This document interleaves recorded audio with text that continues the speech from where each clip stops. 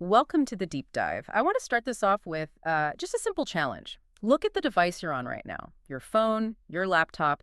How many years of just digital stuff is hidden under the surface? hmm So today, we are kicking off our 4-part annual digital cleanse series. This is episode 1. And happy Wednesday. It's, the perfect midweek moment to just stop, take a breath, and get smart about cleaning up your digital life. That's right. And this isn't just about, deleting a few old texts. We're talking about achieving what we call a more intentional digital life. I like that. For this first deep dive, we're setting the absolute foundation, data deletion. Our mission over the next few minutes is to give you a really powerful blueprint for removing clutter, drastically reducing your security exposure, and getting that immediate satisfying boost in performance. Intentional digital life, that phrase really resonates because right now, for most of us, our devices feel more like, I don't know, digital junk drawers. They really do. They just passively collect things, and that collection has a real cost, way beyond just storage space. Oh, it absolutely does. And we have to start with deletion because, well, the sources we looked at are clear. Yeah. Modern devices are essentially cemeteries of forgotten data. Wow. We're all carrying around years of these hidden storage hogs, duplicate photos, and often really sensitive personal data you completely forgot was even stored locally. It's like finding a 10-year-old expired gift card in your wallet. You know it shouldn't be there, but you just can't bring yourself to finally dig it out and toss it. Exactly. And that inertia has led to some truly shocking statistics. Researchers found the average person is walking around with over 80 unused apps on their main phone. 80. 80. I mean, think about that. 80 tools you downloaded once, maybe used for 5 minutes, and then just ignored. And on top of that, people have, on average, over 10,000 photos stored. And a staggering 30% of that content is just duplicates, blurry shots, or unwanted clutter. 30%. That's like throwing away a third of your device's storage on literal digital garbage. And that leads to real problems. It does. That accumulation is the core issue. Oh. Digital clutter, it translates directly to slower performance. It creates this background mental stress, that feeling of being disorganized. And crucially, it creates much bigger security and privacy risks. Okay. But tackling this gives us 4 really concrete benefits we're going to achieve today. We clear space, we simplify our digital world, we reduce those vulnerabilities, and we boost the speed of our devices. A cleaner, faster, less anxious digital life. I'm in. So let's unpack this, and we're starting with step 1. Remove digital waste. This feels like the simplest part, but maybe the most satisfying. Oh, it is. It's pure storage reclamation. I mean, digital waste just builds up constantly. Every download, every screenshot, every app you try, it's this steady drip of files you never think about until you see that awful storage full notification. Right. So the goal here is twofold, right? Reclaim the physical storage, but also reduce that mental overwhelm. So what does this waste actually look like? It's everywhere. It includes, first, unused apps, the ones you got for a specific vacation or that one project and just never opened again. Guilty. Then there are the old documents from work or school projects that finished ages ago, just sitting in your downloads folder. And of course, accidental downloads, that random PDF or image you only meant to view once. I think my biggest personal issue is the photo problem. Duplicate photos. My phone camera, it creates 2 or 3 copies of the same shot sometimes, and they just sit there, eating up storage. And then there's the endless stream of outdated screenshots. Yes. And finally, the stuff we don't see. Hidden large files. These get tucked away in system folders like cached videos or old system logs, and they can silently hog gigabytes of space. So if the enemy is this giant amorphous mountain of waste, how do we attack it? Let's give everyone some really actionable tips to start the purge right now. Okay, let's start with apps. That's the easiest win. For apps cleanup, you need to go into your device's settings and sort all of your apps by last used. Oh, that's a great tip. It is. And here's the rule. If you haven't touched an app in 90 days or more, it needs to be seriously considered for deletion. It's a brutal cutoff, but it's necessary. That 90-day rule is perfect. I had a weather app I only used for 2 weeks last summer, and it was just sitting there using location services in the background for 9 months. That's exactly the kind of thing to target. Exactly. Then we need to hit the file system. For files cleanup, focus on your downloads folder. If a file in there is older than 6 months and isn't absolutely critical, delete it. But here's the part people miss. You must empty your trash or recycle bin afterwards. Because moving it to the trash doesn't actually delete it. No, it just moves it to another folder. It's still taking up space. You also want to clear out temporary files and your cache. Okay, explain those because people hear those terms all the time. What are we actually clearing when we do that? That's a great question. So the cache is like a shortcut for your system. It stores things like website images so they load faster next time. Temporary files are like a computer scratch pad. It uses them while it's working on something, and they're supposed to disappear after, but they often don't. So clearing them out isn't dangerous. You're just cleaning up old scratch pads. Precisely. It forces the system to start fresh, which can actually improve performance. And for photos and videos, use the built-in duplicate scan features on your phone or cloud service. They're really good now. So you can just mass delete all the blurry ones. Mass delete anything blurry, low quality, or redundant. And focus on old screen recordings and random video clips. Those things are huge. I just deleted a 30-second video of a cat walking by. It was 120 megabytes. Multiply that by a few dozen clips, and you see the problem.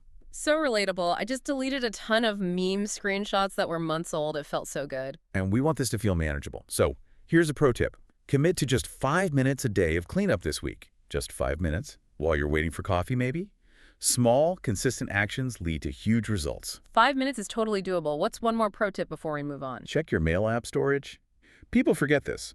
Large attachments from years ago get stored locally on your device, silently eating up gigabytes in apps like Gmail or Outlook. You have to go in and purge them. That's a great one. Okay, we've taken out the literal garbage. Now we need to talk about what's left behind because some of it could be dangerous. Before we get to protecting your privacy, we want to hear from you. What's the easiest type of digital waste for you to remove? Are you a screenshot hoarder? Leave us a comment below and share your success. All right, let's move on to step 2. Protect your privacy. This is where clutter stops being an inconvenience and starts being a real danger. Explain that risk. We're not talking about slow performance anymore. This is about exposure. The danger is that all those old forgotten files, they often contain sensitive information. Financial documents, scans of your ID, saved passwords, you name it. And the most fundamental rule of data security is simple. The less sensitive data you have stored, the less exposure you have. Right. If it's not there, it can't be stolen. Exactly. And that brings us to the critical question you need to ask yourself. If your phone or laptop were stolen today, what could a thief find in under 30 seconds? That thought should motivate everything we do in this step. Okay, so what are the specific data points at risk? We're talking about bank statements, tax documents, PDFs of licenses or passports, credentials you saved in a plain text file, and something really subtle. Photos that still have location metadata or EXIF data embedded in them. Wait, let's define that. What exactly is EXIF data and why is it so dangerous? So EXIF data is this hidden layer of information your phone automatically attaches to every photo.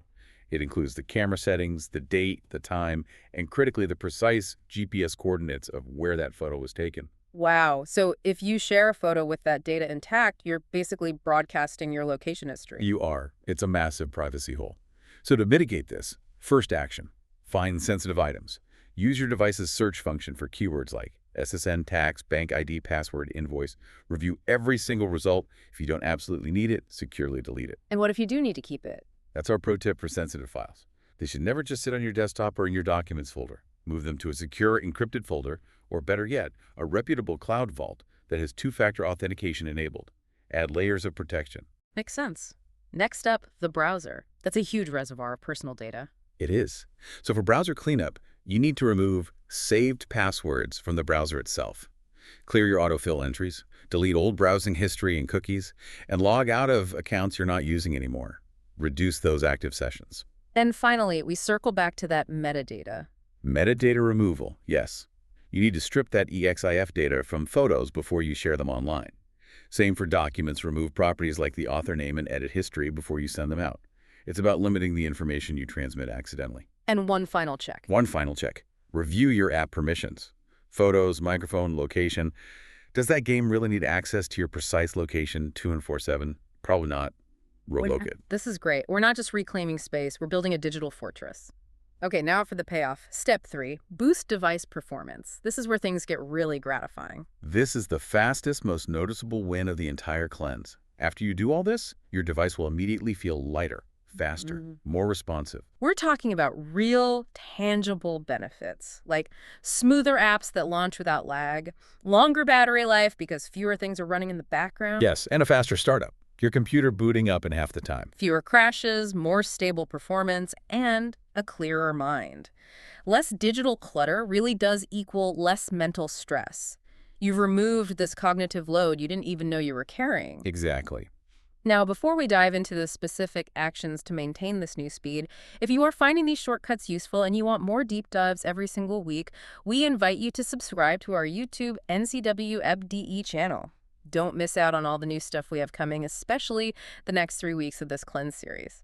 Okay, back to making things lightning fast. Right, let's get into the mechanics, starting with phones. For on phones, the simplest advice is the one people ignore. Restart your device. The NSA even recommends a weekly restart just to clear out memory and stop runaway processes. A weekly restart, that's easy enough. You should also use the offload unused apps feature if you have it. It keeps your data but removes the app itself to save space. Very clever. That's a great middle ground. And of course, disabling background app refresh for things you don't need constantly updating, that's a huge battery killer. Huge. And finally, go into your messaging apps, iMessage, WhatsApp, and clear out those massive video and photo attachments that have been building up for years. Okay, and for those of us on computers? You have to tackle the startup process. Uninstall unnecessary startup apps that launch every time you boot up and just slow everything down. Manually delete those system temporary folders we talked about. And maintenance is key, right? Keep your operating system and your apps updated. Always. Those updates aren't just for security. They often have huge performance optimizations. And use your task manager or activity monitor to find and kill heavy background processes. Check your browser extensions too. Delete old ones you don't use. They run constantly. If that all sounds a little technical for some people, it's important to remember your device wants to help you. It does. Use built-in tools. Windows has storage sense and disk cleanup. Mac has optimized storage. iOS and Android have storage analyzers right in the settings. Use them. They will show you exactly where the biggest space hogs are. And just like that, we're at the end of week 1. You've navigated the biggest step of the digital cleanse. You've deleted unused apps, cleaned your downloads, removed duplicate files, and cleared out sensitive data. And you've restarted your devices to feel that performance boost. The ambitious goal we set was to reduce your device clutter by a measurable 20 to 40%. If you followed these steps, you've definitely hit that, and probably even more. You've reclaimed space, improved performance, and protected your privacy.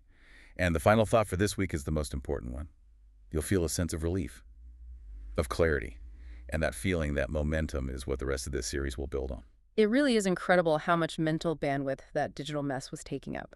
So next Wednesday, we are diving into week 2, Account Security Review. We'll be locking down vulnerable access points and strengthening your protection across all your accounts. Don't lose track of the series. We've just gotten started. That's right. The pinned comment below has the link to the Digital Cleanse series playlist. You need to save it for easy access, so hit save now so you don't miss a single step.